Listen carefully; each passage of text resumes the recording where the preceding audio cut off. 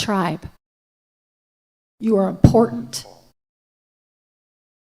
Even though you're not in our presence, you're in our hearts. And I'm just throwing a challenge out to all of us to really be wise as serpents and yet gentle as doves. You can recognize issues and problems, but what does God seriously want you to do about it? Oh yes, there is something he does want you to do. But what indeed is that? Is it to pray in your closet? Is it to have sticky notes all lined up in there so you can pray about? It could be. Are you the one that's supposed to speak into someone's life?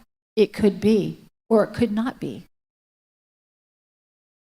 We cannot be driven to get the word out so badly that we miss the wisdom of God in it.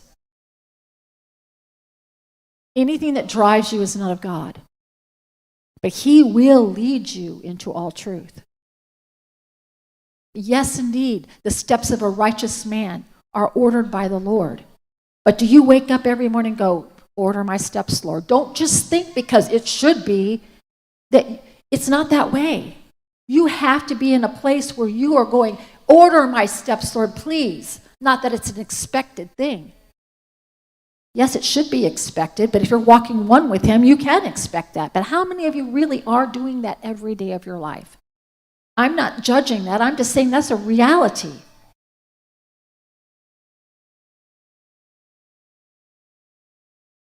There are good things coming to the earth. There are good things. But you're going to have the eyes of the Spirit to see them.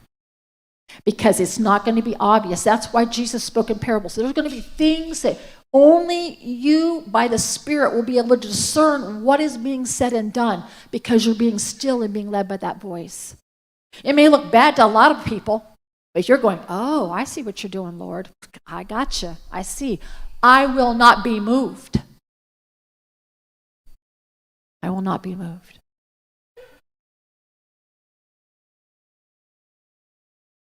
There is a time coming, and even now is, where the children of God will make big differences in the way things go. But we have to get our idea of how we want this to come about and let him do what he must do. And do not be shaken. Do not look to the left or the right, but keep your eyes on him, and you will not be moved, and your heart shall not fail you for fear.